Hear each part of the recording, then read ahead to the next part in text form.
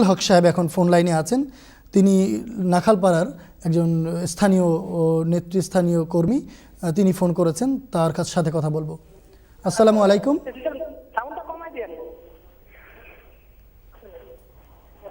আসসালামু আলাইকুম। ওয়ালাইকুম আসসালাম।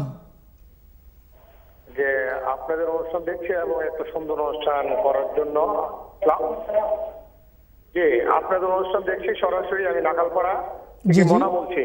জি জি বলুন। জি জি, আপনার কোনো প্রশ্ন আছে কি? জি জি, আমার প্রশ্ন হলো, জি বলুন। যে আমি আপনাদের এই জামাতের সাথে অনেক রাকাতেই নামাজ পড়েছি এবং আমার অনেকেই প্রশ্ন করেছে আমাকে আর কি। এই প্রশ্নটা আমি আপনাদেরকে করতে যাচ্ছি এবং ব্যক্তিগতভাবে আমি আওয়াজ সাহেবকেও চিনি। তো আমি প্রশ্নটা হলো যে আমরা লা ইলাহা ইল্লাল্লাহ মুহাম্মাদুর রাসূলুল্লাহ বলি এবং আমরা মুসলমান স্বীকার করি।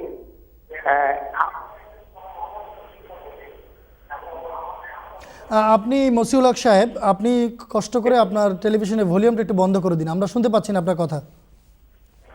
আচ্ছা, ভলিউমটা বন্ধ করতে বলছে। হ্যাঁ, তো আমার প্রশ্ন হলো যে আমরা লা ইলাহা ইল্লাল্লাহ মুহাম্মাদুর রাসূলুল্লাহ বলি, আপনারাও বলেন, আমরাও বলি, সবাই বলে, কিন্তু আমাদের ভিতরে রসুল এবং নবী করিম সাল্লাল্লাহু আলাইহি ওয়াসাল্লাম এক, আমরাও জাহির করি, সবাই আমরা জাহির করি। আপনারা রোজা রাখেন, আমরা রোজা রাখি, হজ পালন করি, সবকিছু এক। জি জি জি। কিন্তু আপনাদেরকে কাদিয়ানীদেরকে অমুসলিম বলে কেন?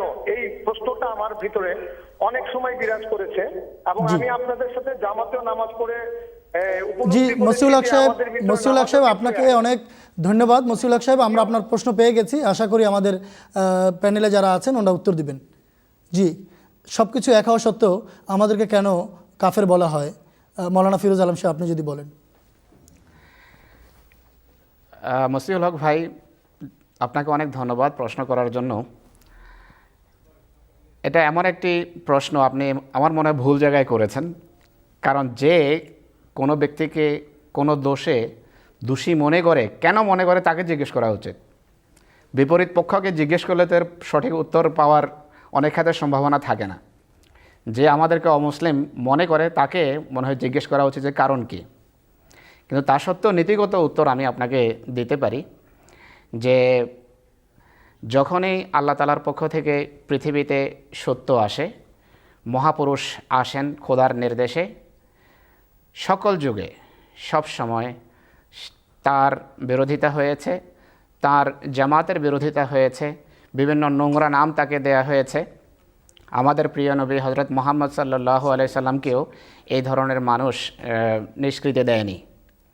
তারও পৃথিবীর সবচেয়ে প্রশংসনীয় নবী, সবচেয়ে বড় নবী, সবচেয়ে মহান নবী সাল্লাল্লাহু আলাইহি সাল্লাম, এই কারণেই তাকে মুহাম্মদ বলা হয়।